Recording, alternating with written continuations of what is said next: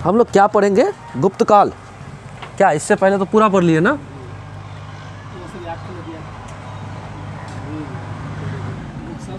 गुप्त काल है ना, हम लोग पढ़ेंगे गुप्त काल। गुप्त काल को यानी गुप्त काल के इस वंश को क्या कहते हैं? भारतीय इतिहास का स्वर्णकाल कहा जाता है। गुप्त शासक वैश्य थे, यह विष्णु उपासक थे। गुप्त के जो शासक थे क्या थे? वैश्य थे। और ये जो वैश्य थे ये किसके उपासक थे? तो आप कहोगे विष्णु के उपासक थे। ऐसा माना जाता है कि ये कुषाण शासकों के सामंत थे। क्या थे? कुषाण शासकों के सामंत थे। अब आगे सुनिए। इस वंश के संस्थापक श्रीगुप्त थे। इस वंश के संस्थापक कौन थे? श्रीगुप्त थे। श्रीगुप्त कहने का मतलब ऐसे याद रखिएगा, श्रीगुप्त क्या बोले? श्रीगुप्त। श्रीगुप्त क्या थे? गुप्त वंश के संस्थापक थे। गुप्त वंश के संस्थापक कौन थे? श्रीगुप्त। गुप्त वंश के संस्थापक कौन थे? तो आप कहोगे श्रीगुप्त। ये श्रीगुप्त कौन थे? गुप्त वंश के संस्थापक थे। अब आगे सुनिए। इन्होंने बिहार के स्थान पर उत्तर प्रदेश को अधिक वरीयता दिया। किसने? श्रीगुप्त के बारे में कहा जाता है या गुप्त वंश के बारे में कहा जाता है कि इन्होंने बिहार के जगह पर उत्तर प्रदेश को ज़्यादा श्रेय दिया, ज़्यादा उसके बारे में सोचा, उस क्षेत्र के बारे में। इन्होंने अपनी राजधानी उत्तर प्रदेश के कौशाम्बी को बनाया। किसको बनाया? कौशाम्बी को उत्तर प्रदेश की राजधानी बनाया। अब आगे सुनिए। इस वंश का अगला शासक घटोत्कच था। यानी श्रीगुप्त के बाद कौन बने? तो आप कहोगे घटोत्कच क्या बने? शासक बने। लेकिन ये सब जो शासक है ना, शुरुआती जो शासक है, इतने अच्छे प्रतापी शासक नहीं हुए हैं जिसका ज़्यादा वर्णन हुआ हो। लेकिन आगे चल के ऐसे ऐसे शासक हुए हैं इस वंश में कि इनका भी नाम लिया जाता अच्छे इसमें शासकों में। इन दोनों शासकों ने सामंत के रूप में ही शासन किया, अतः इन्हें वास्तविक संस्थापक नहीं माना जाता है। सुनने में आया ना? क्या सुनने में आया आपको? कि घटोत्कच और श्रीगुप्त। घटोत्कच और श्रीगुप्त ये दोनों शासक क्या थे? सामंत के रूप में शासन किए। किस रूप में? सामंत रूप में शासन किए। लेकिन इसलिए इसको वास्तविक शासक नहीं माना जाता है। इसको वास्तविक शासक नहीं माना जाता है। इस वंश का वास्तविक संस्थापक चंद्रगुप्त फर्स्ट थे। इन्होंने लिच्छवी राजकुमारी कुमार देवी से विवाह किया और इस उपलक्ष्य में उसने राजा रानी प्रकार का सिक्का चलाया। तो राजा रानी प्रकार का सिक्का कौन चलाया था? चंद्रगुप्त फर्स्ट। तो आपको कहा जाएगा वास्तविक संस्थापक कौन है? तो आप कहोगे चंद्रगुप्त फर्स्ट। चंद्रगुप्त फर्स्ट।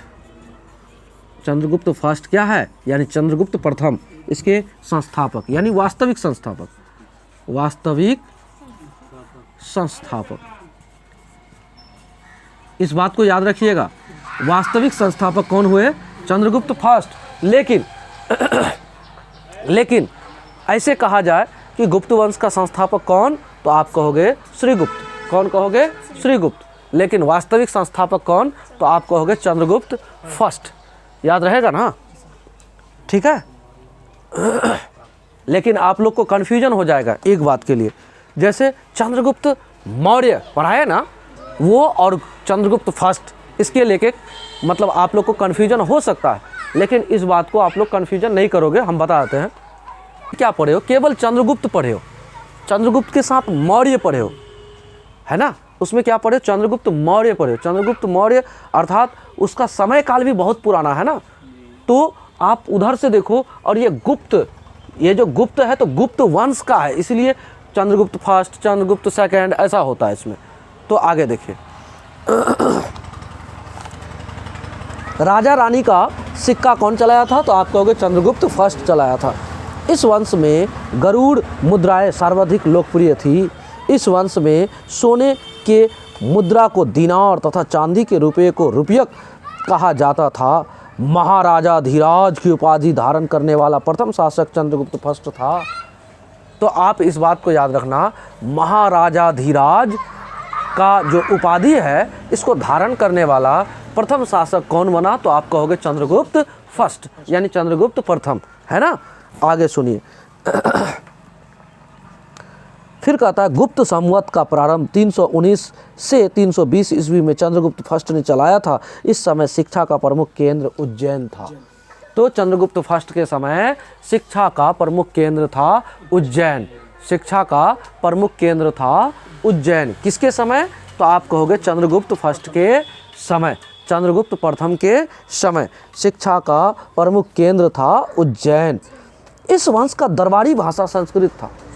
पहले बात को समझिए, इस वंश का, गुप्त वंश के दरबारी भाषा, मतलब दरबार का क्या है? गुप्त वंश के दरबार का भाषा, दरबारी भाषा क्या था? तो आप कहोगे संस्कृत। अच्छा एक बात बताओ, संस्कृत मतलब आपको पता चल गया कि वैष्णव धर्म को ये लोग मानता था, विष्णु के उपासक था। तो इसका मतलब है कि हमारा जो सनातन धर्म है, जिसको आज हम लोग मान रहे हो, इस धर्म का उत्कर्ष अच्छा से, वैभव उसका ऊंचा हुआ तो इस काल में हुआ होगा। ये बात आपको समझना चाहिए, क्योंकि जब संस्कृत देवी देवताओं की भाषा है, इन देवी देवताओं की भाषा को इन्होंने आगे बढ़ाया, अपने राजपाट का भाषा रखा, इसका मतलब है इनके काल में कुछ अच्छा हुआ होगा। पढ़ेंगे अभी पता लग जाएगा, एकदम अच्छा हुआ है। तो सुनिए, इसी वंश में बाल विवाह की प्रथा प्रारंभ हुई। बस ये इस वंश में एक कहिए तो इसको आप उस ज़माने के अनुसार से देखोगे तो अच्छा समझोगे, लेकिन आज के ज़माने के अनुसार देखोगे तो बाल विवाह अपराध है। क्या है ना, आज के ज़माने में बाल विवाह क्या है? अपराध है। लेकिन उस ज़माने में शायद अच्छा रहा होगा, जो ये लोग शासक सब ऐसा किया था। तो बाल विवाह शुरू कब हुआ था? तो आप कहोगे गुप्त वंश में शुरू हुआ था। किस वंश में बाल विवाह शुरू हुआ था? तो आप कहोगे गुप्त वंश में बाल विवाह शुरू हुआ था। अब आगे सुनिए। प्रभावती गुप्त के पूना स्थित ताम्रपत्र अभिलेख में श्री गुप्त का वर्णन मिलता है। पारा का आविष्कार भी इसी वंश के समय हुआ था। पारा समझते हैं? पारा समझते हैं? क्या समझते हैं पारा? नहीं समझते? आप ये देखो, जब कभी किसी को बुखार आता है ना, तो बुखार जो आता है ना, तो उनका टेम्परेचर नापने के लिए एक ऐसा रड टाइप का, थोड़ा सा पाइप टाइप का देता है, उसमें कुछ लिक्विड भरा रहता है, और आप देखो कि वो लिक्विड जो है जैसे शरीर के अंदर यहाँ ऐसे दाब दिए अगर, तो वो गर्म हो जाता है। गर्म होकर क्या होता है, वो पारा चलने लगता है। तब जाके कहता है डॉक्टर कि इसको ना 98 डिग्री बुखार है, 100 डिग्री बुखार है। वो जो उसमें जो मापता है ना, तो उस मापक के इकाई के लिए वो पारा जो है ना काम करता है। पारा टेम्परेचर में क्या होता है, फैलने लगता है, मतलब द्रव अवस्था में आ जाता है। और टेम्परेचर से अगर आप बाहर कर दोगे, उसका जो तापमान हाई नहीं रहेगा, तो वो लगभग जम जाता है। तो सुनिए, इस काल में गुजरात, बंगाल एवं तमिलनाडु वस्त्र उत्पादन के लिए प्रसिद्ध था। इसी काल में शतरंज का खेल प्रारंभ हुआ था, जिसे चतुरंग कहा जाता था। शतरंज के खेल को चतुरंग कहा जाता है। क्या कहा जाता है? चतुरंग। और एक बात सुनिए, इसी काल में क्या हुआ, कपड़े का उत्पादन होना ज़्यादा शुरू हुआ है। मूर्ति पूजा तो पहले से हो रहा था, मंदिर निर्माण जो है ना इस काल से शुरू हुआ है। अभी पता चलेगा, अभी धीरे धीरे बताएंगे। अब सुनिए, हुनों का आक्रमण गुप्त वंश के शासक स्कंदगुप्त के समय हुआ था। सती प्रथा का वर्णन 510 ईस्वी में एरन अभिलेख में से मिलता है।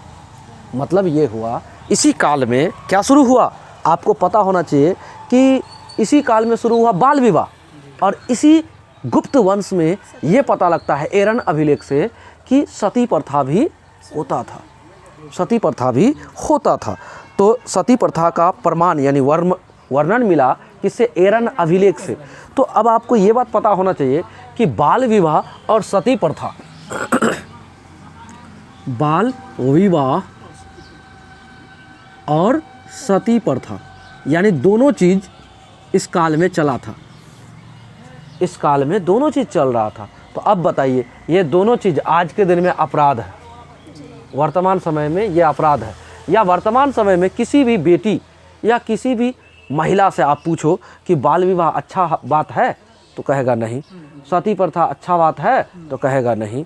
केवल बेटी से क्यों कहो, किसी भी पिता से पूछ लो, क्या किसी भी भाई से पूछ लो, क्या ये सही है, तो आप कहोगे नहीं। क्यों? क्योंकि ये आज के दिन में हमारी मानसिकता कह रही है, हमारा सोच कह रहा है, हम इस सोच को ना उन्नत कहेंगे, डेवलप कहेंगे, कि हमारी सोच कह रहा है कि एक छोटी सी बच्ची को हम विवाह करा दें जिसको पता नहीं है देश दुनिया क्या है, अपना जीवन के बारे में नहीं पता, भविष्य के बारे में नहीं पता, या अतीत के बारे में नहीं पता, वो कैसे जीवन जिएगी। कल जाके उस लड़का को वो पसंद ना करे जिसके साथ हम उनका विवाह करा दिए, तो क्या जीवन भर वो तो एक तरह से बैल जैसा जीवन बीतेगा, उसका अच्छा नहीं होगा, पशु के समान हो जाएगा, पशुओं में भी ऐसा नहीं होता होगा। उसके बाद सती प्रथा, क्या सती प्रथा अभी न्याय उचित है? आप कहोगे एकदम नहीं है। क्यों? क्योंकि किसी भी महिला को आप उसके मरे हुए पति के साथ बैठा के आप जला दोगे? स्त्री मरने से फिर पुरुष को कहने बैठा था। वो पुरुष को तो इतना अधिकार दिया है कि 2-3 तो शादी कर लेगा वो, है ना। ये गलत है। ये दोनों चीज़ को ना हम अपने दृष्टि से, अपने सोच से, अपने विवेक से हम कहेंगे ये गलत है, सिंपल बात। बाकी कानून बना है हमारे देश में, हमारे पूर्वजों ने अच्छा किया है इसके प्रति कि भाई इसको बैंड करा दिया, अच्छी बात है। लेकिन हम अभी भी वर्तमान में हम ये कहेंगे, इसके पक्ष में आप वोट करोगे कि बाल विवाह होना चाहिए? कोई नहीं करेगा। क्या सती प्रथा के प्रति आप कहोगे कि हाँ होना चाहिए? ना, समझे, लेकिन नहीं करना चाहिए। अब धर्मांध जो हो जाए, जो धर्मांध हो जाए, धर्म के नाम पर अंधा हो जाए, वो कर सकता है। आज कोई पिता नहीं कहेगा कि मेरा दामाद मर जाए तो मेरी बेटी को भी सती हो जाना चाहिए। कह के तो देखे, हिम्मत देखे कितना होना चाहिए उसका, समझे। तो ये बात है।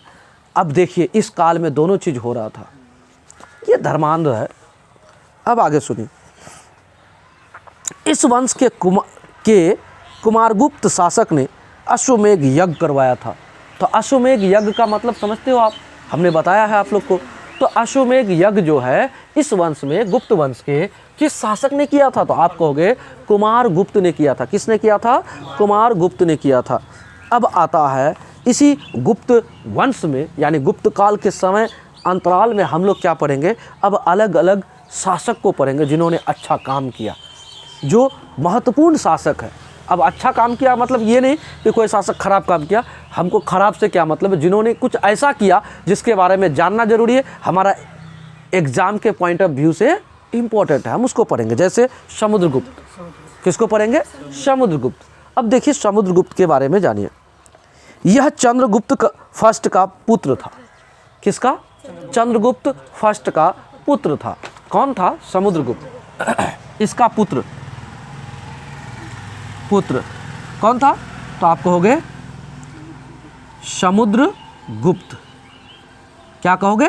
समुद्रगुप्त। अब समुद्रगुप्त को समझिए क्या कहता है समुद्रगुप्त। इसे प्राचीन भारतीय इतिहास के महानतम शासकों में गिना जाता है। इसे प्राचीन भारतीय इतिहासों में महानतम शासक, इसका मतलब महान राजाओं में से एक है। कैसा कहा जाता है? प्राचीन भारतीय इतिहास में महान राजा जितना हुए उसमें से एक है चंद्रगुप्त फर्स्ट का बेटा समुद्रगुप्त। कौन है? चंद्रगुप्त फर्स्ट का बेटा समुद्रगुप्त। बताते हैं इसके बारे में बहुत जानकारी। इसे प्राचीन भारतीय इतिहास में महानतम शासकों में गिना जाता है, इतना बता दिए। अब सुनिए, यह कुमार देवी का पुत्र था, अतः यह खुद को लिच्छवी दौहित्र यानी लिच्छवी का नाती कहता था। इसके बचपन का नाम कांच था। जैसे कांच की गोली कहते हैं हम लोग, तो कांच, हाँ कांच। बचपन का नाम क्या था? कांच। समुद्रगुप्त की नीतियां आक्रामक एवं विस्तारवादी थी, अतः यह अशोक के विपरीत था। यह अशोक के विपरीत था, कहने का मतलब ये आक्रामक था और विस्तारवादी था, मतलब लड़ाई कर लेगा खूब अपना राज्य विस्तार के लिए, और करता भी था। अब सुनिए, इसने आर्यावर्त मतलब उत्तर भारत के राज्यों को जीतकर अपने राज्य में मिला लिया। उत्तर भारत के राज्यों को जीत कर, मतलब उनके राजाओं को हराकर जीत लिया। जबकि दक्षिण भारत के 12 राज्यों को पराजित कर दिया और उनमें कर वसूलता रहा, मतलब टैक्स वसूलता रह गया। अब आगे सुनिए। इन्हीं विजय अभियान के कारण समुद्रगुप्त की तुलना नेपोलियन से की जाती है। इसलिए B.A. स्मिथ द्वारा समुद्रगुप्त को भारत का नेपोलियन कहा गया है। B.A. स्मिथ कौन कहा है? B.A. स्मिथ कहा है कि समुद्रगुप्त क्या है? भारत का नेपोलियन है। अब आगे सुनिए। जो अर्ली हिस्ट्री ऑफ इंडिया की पुस्तक में लिखा हुआ है, समुद्रगुप्त के विजय अभियान की जानकारी प्रयाग प्रशस्ति अभिलेख इलाहाबाद से मिलती है। प्रयाग प्रशस्ति मतलब प्रयाग में एक अभिलेख है जिसका नाम है प्रयाग प्रशस्ति, और वर्तमान में प्रयाग है ना, पहले उस जगह का नाम इलाहाबाद था। क्या नाम था? इलाहाबाद, वहाँ से मिलता है। प्रयाग स्तंभ लेख में मुगल शासक जहांगीर का वर्णन मिलता है। प्रयाग स्तंभ लेख में मुगल शासक किसका? जहांगीर का क्या मिलता है? जानकारी मिलता है, यानी कि वर्णन मिलता है। अब आगे सुनिए। यह अभिलेख समुद्रगुप्त के दरबारी कवि एवं महासंघ विग्राहक युद्ध एवं शांति का दूत हरिसेन का है। तो हरिसेन क्या था? ये विग्राहक था, या फिर आप इसको कह सकते हो महासंघ विग्राहक, यानी युद्ध एवं शांति का दूत था। हरिसेन क्या था? युद्ध का भी और शांति का भी दूत था। दूत का मतलब ये हुआ कि हम राजा हैं, हमने किसी व्यक्ति को कहा अन्य राजा से मैं उनसे लड़ाई करूंगा, उसको तैयार होने बोल दो, मतलब युद्ध करेंगे, तो जाके संदेश भेज दिया, ये दूत हो गया। और दूत के बारे में आप लोग जानते होंगे ज़्यादा, क्यों? जो रामायण देखा होगा तो अंगद के बारे में जानता होगा कि अंगद दूत बन के गया था। तो ऐसा कार्य पहले होता था, युद्ध का भी और शांति का भी। अब आगे सुनिए। पुराण में कहा गया कि समुद्रगुप्त का घोड़ा समुद्र 3 का पानी पीता था। ये उल्टा लिख दिया है। समुद्रगुप्त का घोड़ा 3 समुद्र का पानी पीता था, समझे? मतलब 3 तरफ समुद्र से मतलब पानी पीता था उसका घोड़ा। आप सोचिए कि कैसा था समुद्रगुप्त। यहाँ गड़बड़ लिखा है, देखिए, समुद्रगुप्त का घोड़ा समुद्र 3 का पानी पीता था, ऐसा होता है, मिस्टेक हुआ है लिखने में। अर्थात समस्त दक्षिण भारत समुद्रगुप्त के सामने नतमस्तक था। दक्षिण भारत का मतलब समझे? दक्षिण भारत क्या था? समुद्रगुप्त के सामने नतमस्तक था, यानी शीश झुकाता था, ऐसे समझिए। ये भारत का जो स्थिति है, ये वाला जो भारत का स्थिति है। अब आप हमको ये बताओ, अरब सागर,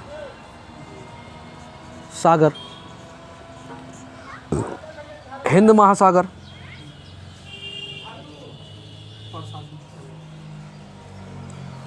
और इधर बंगाल की खाड़ी।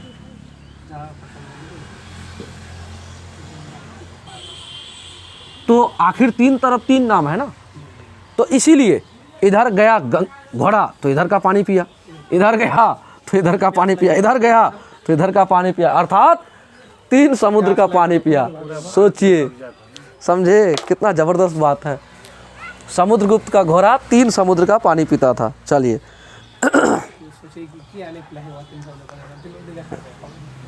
जाता है तो वहाँ पीता है। हाँ, चलिए। इन्होंने विक्रमांक की उपाधि धारण किया था और इसे कविराज भी कहा जाता है। इसके समय बौद्ध भिक्षुक वसुबंधु को संरक्षण दिया गया था।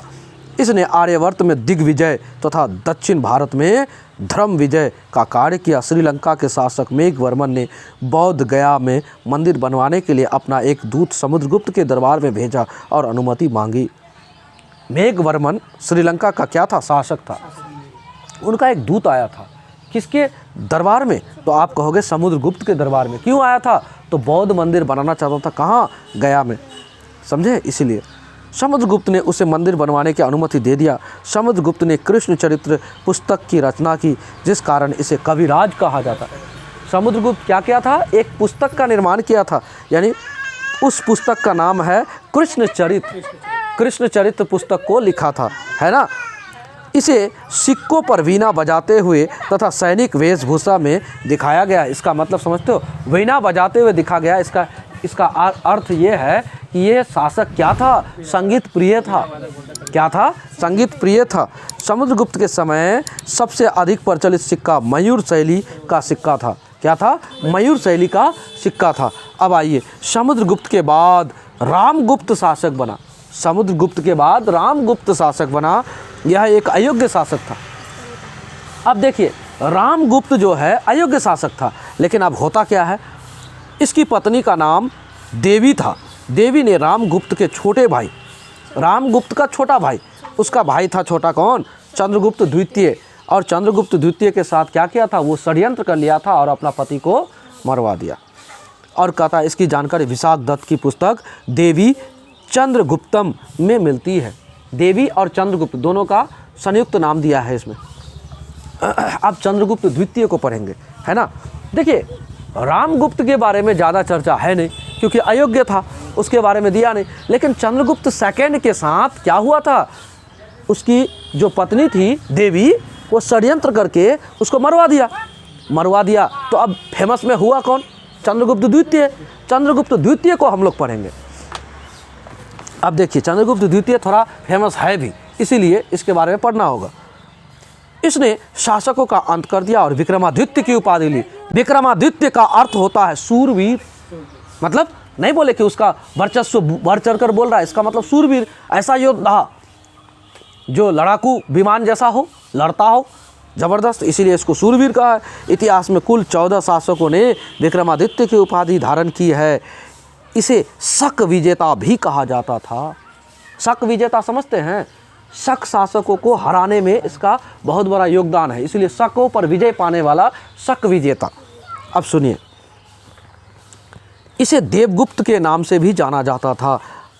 परम भागवत का उपाधि इसी शासक द्वारा धारण किया गया था। इसके समय व्याघ्र शैली के सिक्के मिले हैं। इसके समय क्या मिला है? व्याघ्र शैली का सिक्के मिले हैं। इसने चांदी के सिक्के चलाए एवं न्याय के लिए प्रसिद्ध था। इसके न्याय का सिंहासन पत्थर का बना था। इसके समय सर्वाधिक विस्तार हिंदू धर्म का हुआ। चंद्रगुप्त सेकंड के समय क्या हुआ? तो आप कहोगे हिंदू धर्म का सबसे ज़्यादा विस्तार हुआ।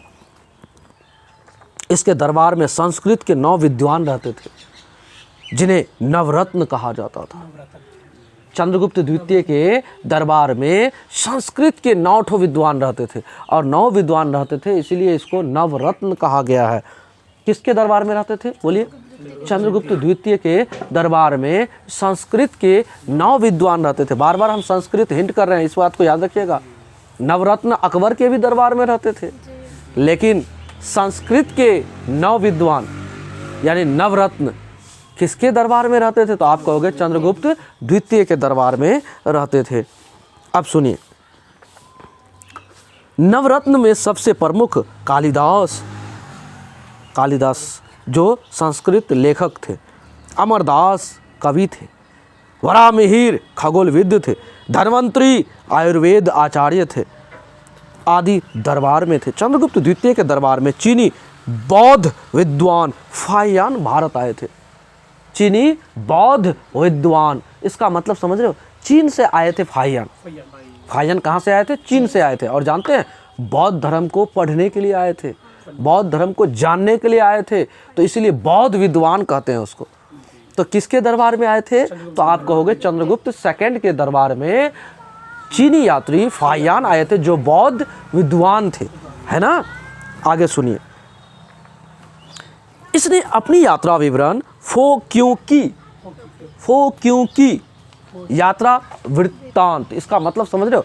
अपना यात्रा के बारे में जिस पुस्तक में लिखा, उस पुस्तक का नाम था फो क्यों की। नाम याद रहेगा? हम क्या बोले? फो क्यों की। क्या नाम है? फो क्यों की। ये फो क्यों की किसकी रचना है? तो आप कहोगे फाहियान की है। किसकी है? फाहियान की है। और फाहियान क्या थे? चीनी बौद्ध विद्वान थे, यानी चीन से आए थे, इसलिए चीनी, और बौद्ध धर्म को बहुत ज़्यादा जाने वो, तो इसलिए उसमें जानकारी इकट्ठा करते करते करते करते वो बौद्ध विद्वान बन गए, है ना। अब आगे सुनिए, चंद्रगुप्त द्वितीय के बाद अगला शासक कुमारगुप्त बना। कौन बना? कुमारगुप्त बना। अब आप कहोगे कि ये कुमारगुप्त के बारे में जो हम लोग पढ़ेंगे, तो कुमारगुप्त चंद्रगुप्त द्वितीय का बाद जो शासक बना, इसने महायान शाखा के शिक्षा के लिए नालंदा विश्वविद्यालय बनाया था। क्या किया था? अब सुनिए, चंद्रगुप्त द्वितीय के बाद एक शासक आया जिसका नाम है कुमारगुप्त। क्या नाम है? कुमारगुप्त। कुमारगुप्त। और जानते हैं कुमारगुप्त क्या किए? महायान शाखा का विस्तार के लिए, महायान शाखा के क्या कहता है, शिक्षा दीक्षा के लिए क्या किया था मालूम है? इन्होंने नालंदा विश्वविद्यालय का निर्माण कराया था। किसने कराया था? तो आप कहोगे कुमारगुप्त कराया था। कौन कराया था? कुमारगुप्त कराया था नालंदा विश्वविद्यालय का स्थापना, है ना। अब आगे सुनिए, इसे महायान शाखा का ऑक्सफोर्ड कहा जाता है। महायान शाखा का ऑक्सफोर्ड कहा जाता है। किसको? नालंदा विश्वविद्यालय को। नालंदा विश्वविद्यालय का स्थापना किसने किया? तो आप कहोगे कुमारगुप्त ने। किसने किया? कुमारगुप्त ने। फिर आगे सुनिए, विश्व का पहला विश्वविद्यालय तक्षशिला विश्वविद्यालय था। इसकी स्थापना राजा तक्ष ने कराई थी, इसीलिए तक्षशिला तो पढ़ा। राजा तक्ष ने तक्षशिला की स्थापना किया था। विश्व में सबसे पहला विश्वविद्यालय था वो, है ना। विश्व का पहला विश्वविद्यालय क्या है? तक्षशिला, जो गंधार में है। कहाँ है? गंधार में, जो पाकिस्तान में है वर्तमान में। लेकिन उस जमाने में क्या, वो तो हमारा भारत का हिस्सा था। तो हम कहेंगे विश्व का पहला विश्वविद्यालय जो भारत में था, नाम क्या? तो आप कहोगे तक्षशिला। लेकिन वर्तमान भारत में अगर कहो तो नालंदा, है ना। अब आगे सुनिए, इसकी स्थापना राजा तक्ष ने करवाई। यह वर्तमान पाकिस्तान में रावलपिंडी जिला में स्थित है। तक्षशिला कहाँ है? वर्तमान में पाकिस्तान के रावलपिंडी जिला में स्थित है। अब आगे सुनिए, विश्व का पहला छात्रावास की सुविधा देने वाला विश्वविद्यालय नालंदा विश्वविद्यालय था। पूरी दुनिया में एक ऐसा विश्वविद्यालय जहां छात्रावास की सुविधा दिया जाता था, तो आप कहोगे नालंदा विश्वविद्यालय, जो अपना बिहार में है। अब बताइए कि पूरी दुनिया को विद्या का प्रसार करने वाला बिहार,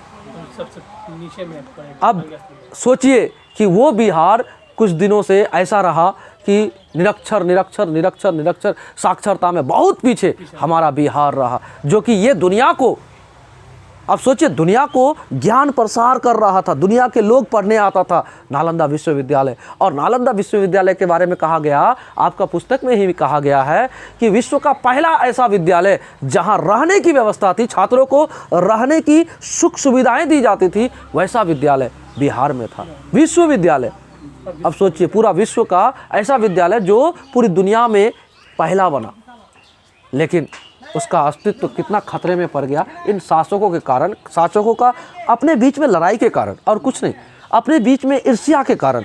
अगर ये लोग सही रहते ना, तो किसी का मजाल था कि यहाँ आके शासक बन जाता, समझे। भारत का स्थिति बहुत अच्छा था जी, भारत का स्थिति बहुत अच्छा था उस जमाने में। आगे सुनिए, कहता है 1198 ईस्वी में ऐबक का सेनापति बख्तियार खिलजी ने, कहता है 1198 ईस्वी में ऐबक का सेनापति बख्तियार खिलजी ने नालंदा विश्वविद्यालय को ध्वस्त कर दिया। कितना में किया? तो आप कहोगे 1198 में। कब किया? 1198 में। किसने किया? बख्तियार खिलजी ने। किसने? बख्तियार खिलजी ने। क्या किया? इसको ध्वस्त कर दिया। और एक बात है ना, उस जमाने में बख्तियार खिलजी या कोई भी शासक ऐसा करते क्यों थे? आपको जानकारी होना चाहिए कि वो लोग केवल धन दौलत वगैरह वगैरह ये सब चाहता था। वो लोग अपने आप को, जो भी आक्रमणकारी आए तो आक्रमणकारी बना है तो इसका मतलब अपने आप को श्रेष्ठ साबित कर रहा है, तो बाकी लोगों को तो तुच्छ समझेगा ना।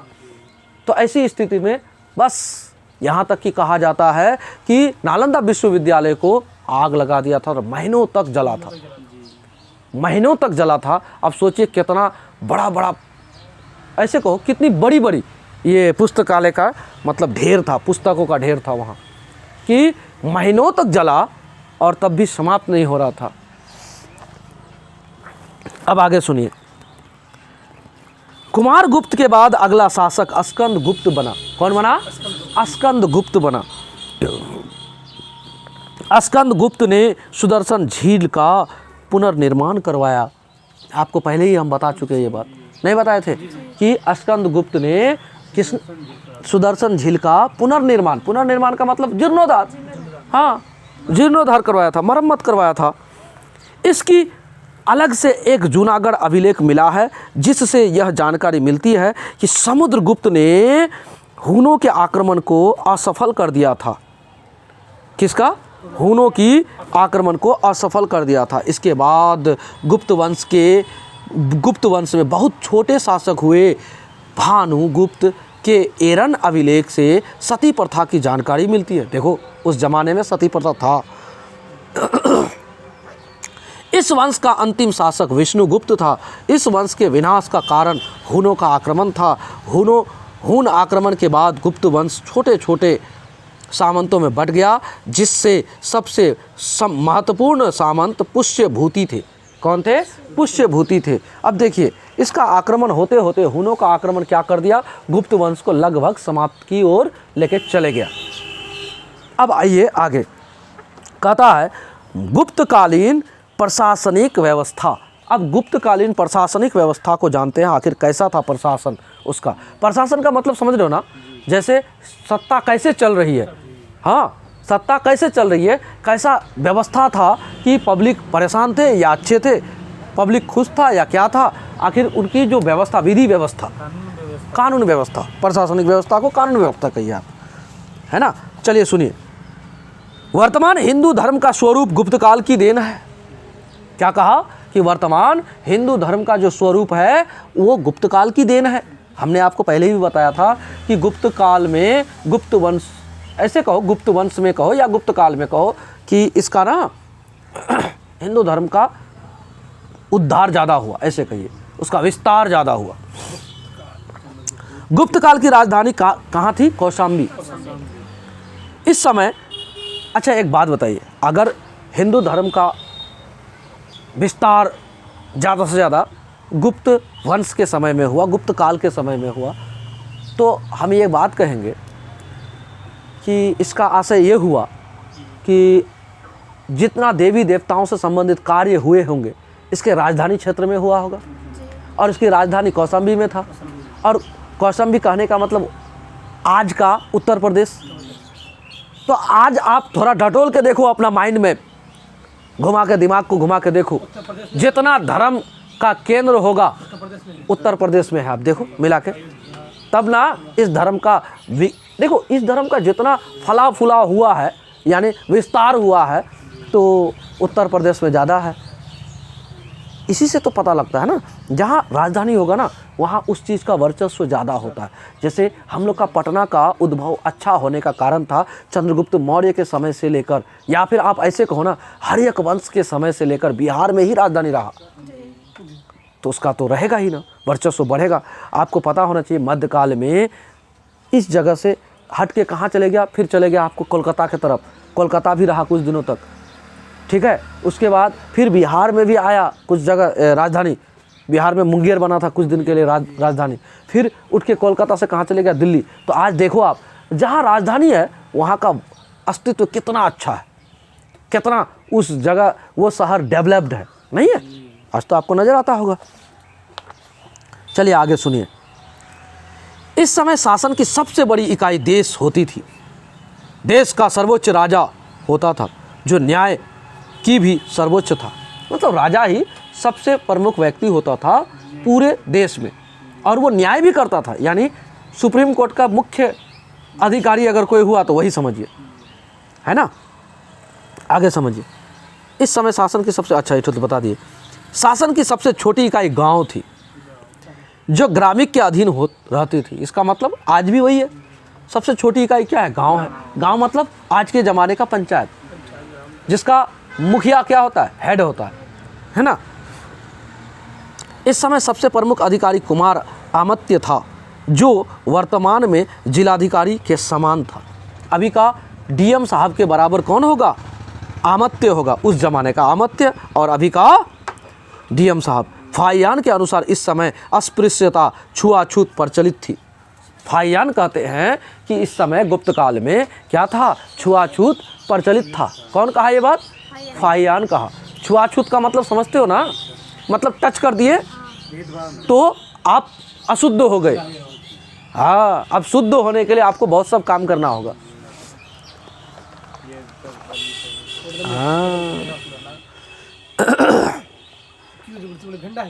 भेंडा मेरा किसी बेटी का बच्चा हुआ ना, हाँ देख के देखो तुम भेंडा हो गए, घर में मत जाओ, हाँ, पहले स्नान कर। पहले स्नान करो तब। सही बात।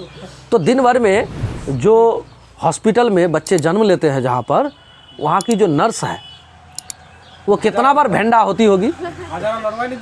नहीं, वो कितना बार भेंडा होती होगी।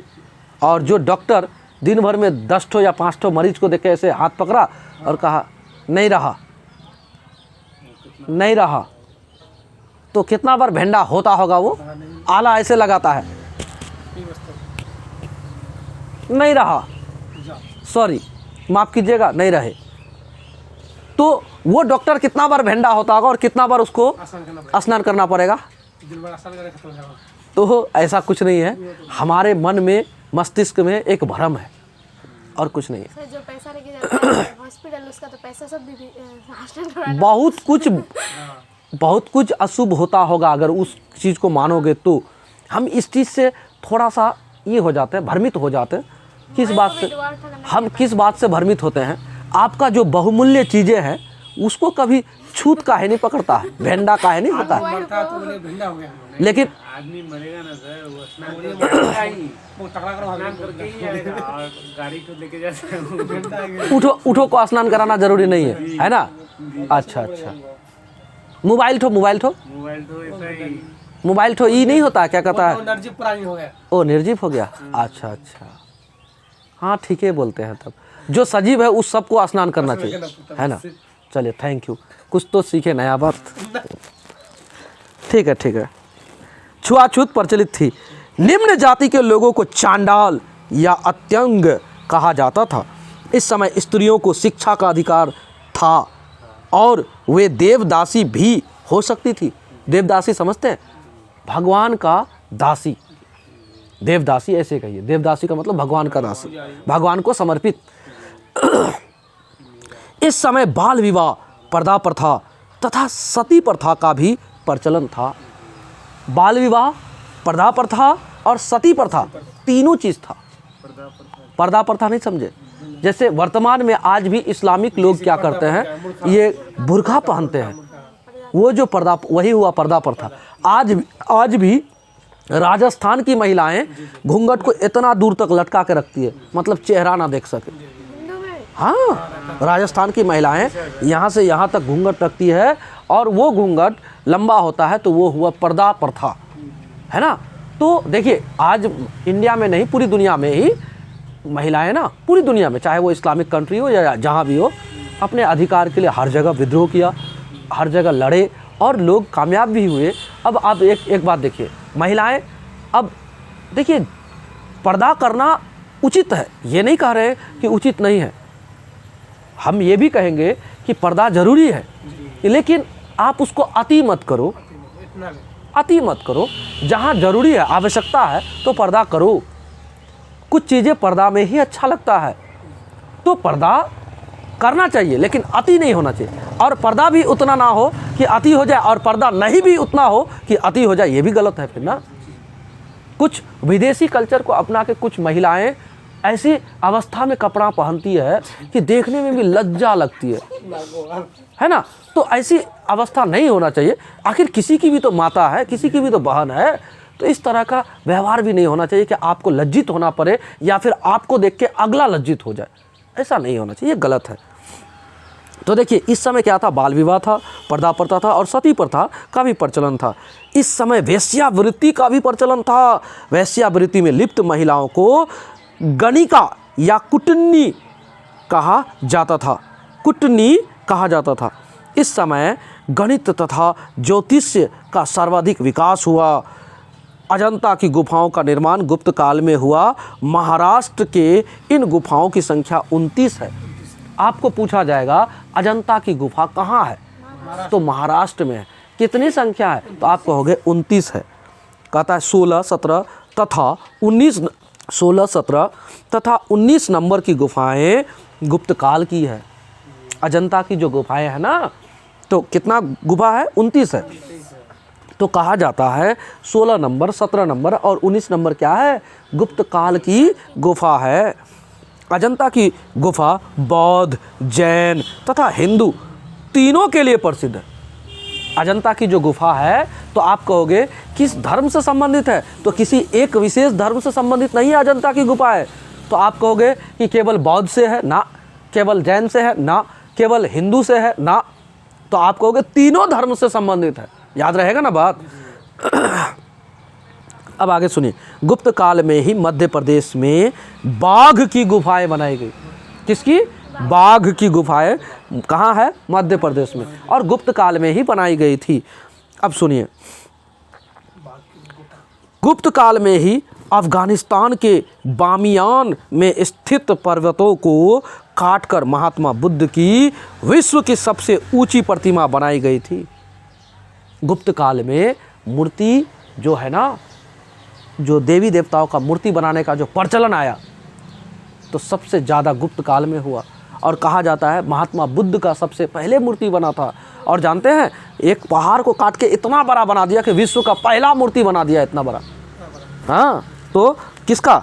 बुद्ध की प्रतिमा बनाई गई। किंतु अफगानिस्तान के तालिबान आतंकवादियों ने इसे बम से उड़ा दिया था। अफगानिस्तान के किसने? तालिबान आतंकवादियों ने क्या किया, इसे बम से इस मूर्ति को उड़ा दिया। होता है, आप इस बात को नकार नहीं सकते। आज भी दुनिया में वर्तमान स्थिति जो देखते हैं, कभी कभी हमको ऐसा लगता है कब मर जाएंगे नहीं पता। क्या पता बम आके हम ही लोग के तरफ गिर जाए और हम लोग चले जाए। तो स्थिति नहीं है अच्छा दुनिया का। और अभी वार करना उचित थोड़े है। सबके पास इतना बड़ा बड़ा हथियार है, सब देश के पास, कि एक देश दूसरे को छोड़ेगा, दूसरा देश तीसरे को। तो हम तो कहते हैं कि प्रभु कम से कम रोक दो भाई, लोग मर रहा है। आज हम लोग के यहाँ लगभग सभी चीज़ें महंगी हो रही है। क्या करेगा, स्थिति नहीं है अच्छा। कितना दिन भूखे रहेगा, कहीं कितना दिन भूखे रहेगा लोग। जो लोग यहाँ से बाहर गए हैं कमाने के लिए, मजदूरी करने के लिए, तो उन लोगों का स्थिति यह है कि वो लोग तो बिना गैस का तो बना नहीं पाएगा खाना। तो अब वहाँ लकड़ी चुनने जाएगा ना काम करने जाएगा, बनाने नहीं दे रहा है ना, तो वहाँ पे हाँ बिल्डिंग सब खराब हो जाएगा, वो भी बात है। तो बताओ कैसे खाएगा वो लोग। तो ऐसी स्थिति में तो रह नहीं पाएगा ना। कारण ही है। ये युद्ध का ही परिणाम है, हमारे देश में भी पड़ रहा है असर। अब सुनिए, गुप्तकालीन स्थापत्य कला। इस काल में जो स्थापत्य कला हुआ उसको समझिए। स्थापत्य कहने का मतलब निर्माण की कुछ कलाकारियाँ विधि है ना। इस काल में वास्तु, स्थापत्य, चित्रकला एवं मूर्तिकला के क्षेत्र में अभूतपूर्व प्रगति हुई। मतलब अभूतपूर्व प्रगति का मतलब हुआ कि उम्मीद से भी ज़्यादा, और जितना आप सोच रहे हो उससे अच्छा हो रहा है। इस काल में चैत्य और विहार की जगह मंदिर निर्माण पर विशेष बल दिया गया। चैत्य और विहार कहने का मतलब आप ऐसे समझो, जैसे बौद्ध धर्म में चैत्य और विहार होता था। कैसा?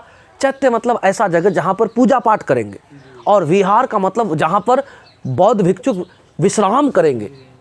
तो ठीक इसके विपरीत क्या हो गया, जैसे सनातन धर्म में क्या होता है, सनातन धर्म में पूजा पाठ करने का जो स्थल होता था तो ऐसे था। तो हुआ क्या, ये लोग क्या किया, मंदिर निर्माण का प्रक्रिया स्टार्ट कर दिया। तो आप कहोगे कि किस काल से शुरू हुआ, तो आप कहोगे गुप्त काल से ही शुरू हुआ था। किस काल से शुरू हुआ था? गुप्त काल से शुरू हुआ था। क्या शुरू हुआ था? तो आप कहोगे मंदिर निर्माण की कलाकारी कहाँ से शुरू हुआ, तो गुप्त काल से शुरू हुआ है ना। विशेष बल दिया है ना, विशेष बल दिया मतलब इस समय से मंदिर निर्माण का काम चालू हो गया। अब आगे सुनिए क्या कहा। कहता है गुप्तकालीन प्रमुख मंदिर। अब सुनिए क्या क्या है। विष्णु मंदिर तिगवा जबलपुर मध्य प्रदेश में है। शिव मंदिर भुमरा सतना मध्य प्रदेश में है। पार्वती मंदिर नचना कुठार मध्य प्रदेश में है। 3 ठो मंदिर अभी शुरू से 1 नंबर 2 नंबर 3 नंबर पढ़े तो मध्य प्रदेश में है। और आपको ये भी बता दें, मध्य प्रदेश का एक सिटी है ग्वालियर, 89.9 लगभग 90% लोग वहाँ हिंदू है। 90% लोग वहाँ हिंदू है। हम वहाँ गए थे एग्ज़ाम देने के लिए, तो हमको वहाँ लगा माहौल पूरा हिंदूमय माहौल है ना। वहाँ का हम गूगल सर्च किए यहाँ कितने लोग हिंदू हैं, तो हम देखे 89.9 समथिंग, लगभग 90% वहाँ हिंदू है। अब सुनिए, भीतरगांव मंदिर तो भीतरगांव कानपुर में है, उत्तर प्रदेश। दशावतार मंदिर देवघर ललितपुर उत्तर प्रदेश में। लक्ष्मण मंदिर सिरपुर ईंटों से निर्मित है। विष्णु मंदिर उदयगिरी मध्य प्रदेश में। शिव मंदिर खोह मध्य प्रदेश में। 5 गो मंदिर में आप अभी अभी देख लिए 5 मंदिर का नाम आया, 5 मंदिर का नाम आया और मध्य प्रदेश में। 2 मंदिर उत्तर प्रदेश। तो उसका क्षेत्र रहा होगा, राजाओं का क्षेत्र रहा होगा मध्य प्रदेश, इसीलिए ऐसा है। अब सुनिए, गुप्तकालीन अर्थव्यवस्था। अर्थव्यवस्था का मतलब रुपये पैसे का आदान प्रदान, लोग कैसे व्यापार वाणिज्य करते थे, हाँ, कैसे अपना आजीविका चलाते थे। तो ये क्या है, गुप्तकालीन अर्थव्यवस्था।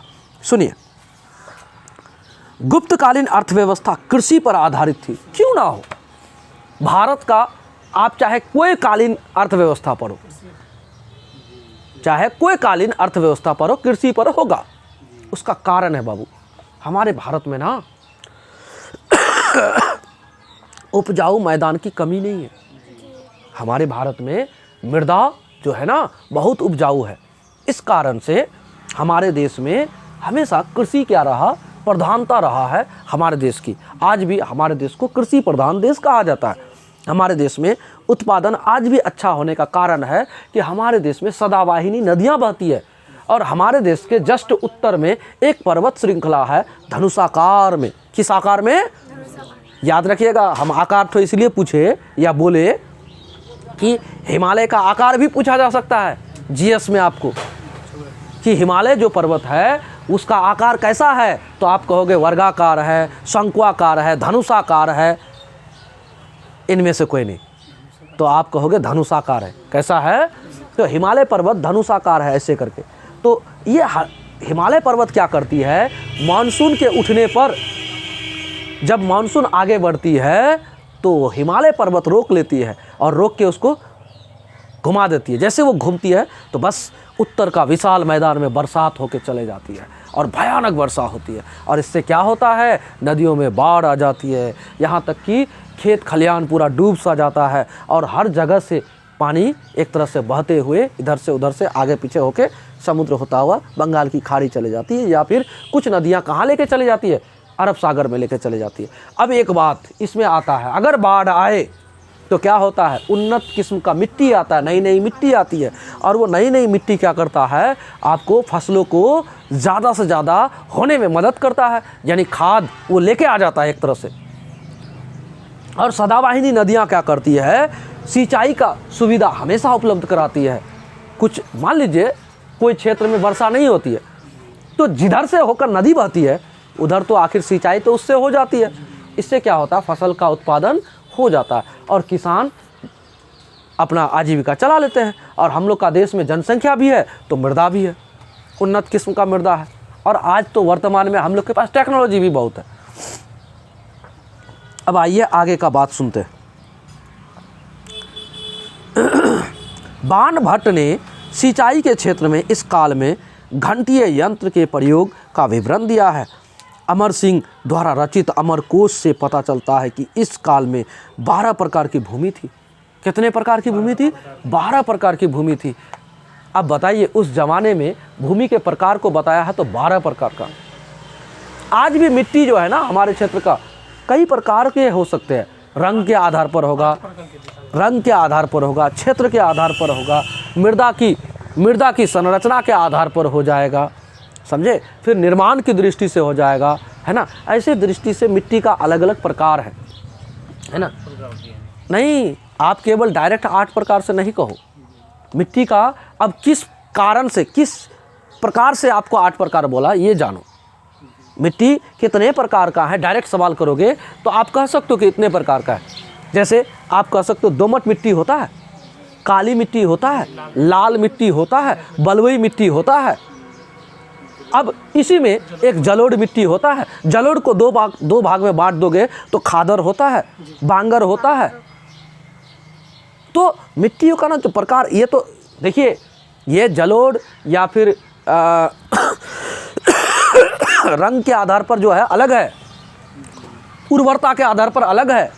उर्वरता के आधार पर आपका ये क्या कहता है, आपको जलोढ़ हो जाएगा या फिर और कुछ हो जाएगा, काली हो जाएगा। ये सब रंग के आधार पर, काली भूरी सब जो मिट्टी कहोगे, लाल मिट्टी, ये सब रंग के आधार पर हो जाएगा। और उसका बनावट या उत्पत्ति के आधार पर भी अलग अलग होता है। और भारत का मृदा को बांटोगे ना, उस मृदा को बांटने में भी बहुत सा प्रकार है। भाबर है, उसके बाद तराई है, उसके बाद तराई के बाद आ जाओ मैदानी है, मैदानी के बाद आ जाओ पठारीय है, उसके बाद आ जाओ मृदा इसमें क्या कहता है आपको प्रायद्वीपीय है। अब बताइए कितना प्रकार का हो गया। फिर एक ठो और आ जाएगा पर्वतीय है, ये सब मृदा है। फिर मरुस्थलीय है। तो ये मृदा का प्रकार है। तो अलग अलग प्रकार से ये इसके बारे में बताया जा सकता है। जब आप मृदा का प्रकार पढ़ोगे ना ऐसे, हाँ, ज्योग्राफी में आपको ये सब पूरा बता देंगे। अब आगे सुनिए। 12 प्रकार थी। इस समय अर्थव्यवस्था का सबसे बड़ा स्रोत भू राजस्व था। क्यों ना हो, अभी भी है ना, अभी भी है। अब आगे सुनिए। जो 1/4 भाग से लेकर 1/6 भाग तक हो सकता था, इस काल में कर को भाग कहा जाता था, टैक्स को भाग कहा जाता था। क्या कहा जाता था? गुप्त काल में टैक्स यानी कर को क्या कहा जाता था? तो आप कहोगे भाग कहा जाता था। आगे सुनिए। उदंग्र उद्रंग अस्थाई काश्तकारों पर लगाए जाने वाला यह एक भूमि कर था। ऊपरी कर यह अस्थाई कृषि पर लगने वाला कर था। गुप्तकालीन भूमि के प्रकार निम्न है। क्षेत्र कृषि करने योग्य भूमि, वास्तु वास करने योग्य भूमि, जहाँ पर लोग रहता था ना घर बना के, उसको वास्तु भूमि कहता था। उसके बाद गोचर यानी चारागाह, पशुओं के चारा योग्य भूमि को गोचर या फिर चारागाह कहते हैं। सिल, जो भूमि जोतने योग्य नहीं हो उसको सिल कहते हैं। अप्रहत, बिना जोती हुई जंगली भूमि, उसको अप्रहत कहा गया। गुप्त काल को संस्कृत साहित्य का स्वर्ण युग माना जाता है। गुप्त काल को संस्कृत साहित्य का क्या माना जाता है? स्वर्ण युग माना जाता है। गुप्त काल की दरबारी भाषा क्या था? संस्कृत था, हम पहले बता चुके हैं। काशी, मथुरा, पाटलिपुत्र एवं वल्लभी आदि इस काल के प्रमुख शैक्षणिक केंद्र थे। उस जमाने का क्या था? प्रमुख शैक्षणिक केंद्र था, पढ़ने वाला केंद्र। नालंदा महाविहार की स्थापना भी इसी समय हुई थी, जो विश्वविख्यात शैक्षणिक स्थल था। गुप्तकालीन साहित्य एवं लेखक मृच्छकटिकम शूद्रक लिखा है। मुद्रा राक्षस, देवी चंद्रगुप्तम नाटक, विशाख दत्त लिखा है। ये सब आप लोग को याद करने बोले थे हम। उसके बाद आता है पंचतंत्र, विष्णु शर्मा, नीति सागर, कामदंत, कामसूत्र, वात्स्यायन, कुमार संभव या फिर मेघदूत या फिर रघुवंशम या फिर ऋतु संहार। ये चारों नाम, चारों चीज़ कौन लिखा है? कालिदास लिखा है। मालविकाग्नि मित्रम, हाँ, विक्रमो वर्ष्यम, अभिज्ञान शाकुंतलम। उसके बाद है स्वप्न वास व दत्ता, कौन लिखा है? भास। महाभारत कौन लिखा है? वेद व्यास। सूर्य सिद्धांत किसने लिखा है? तो आर्यभट्ट। मालती माधव कौन लिखा है? भावभूति। गणित सार श्रीधर। और निघट्टू कौन लिखा है? धन्वंतरी। अब सुनिए सुदर्शन झील के बारे में। चंद्रगुप्त मौर्य क्या किया था? इसको सुदर्शन झील को निर्माण कराया था। किसके द्वारा? तो आप कहोगे पुष्यमित्र वैश्य के द्वारा, यानी उसका राज्यपाल था। अशोक क्या किया? जीर्णोद्धार किया। हाँ, तसास्प के द्वारा, वो तुसास्प के द्वारा जीर्णोद्धार किया। रुद्रदामन भी इसका क्या किया? जीर्णोद्धार किया। स्कंद गुप्त भी क्या किया? जीर्णोद्धार कराया। मतलब एक के द्वारा बनाया गया, 3 के द्वारा जीर्णोद्धार कराया गया। अब आता है हुन के बारे में। हुन क्या करता है, इसको कुछ ना कुछ आक्रमण करके हुन ही तो इसको समाप्त किया। क्या कहा गया कि गुप्त वंश को समाप्ति की ओर लेके गया हुन के द्वारा, है ना।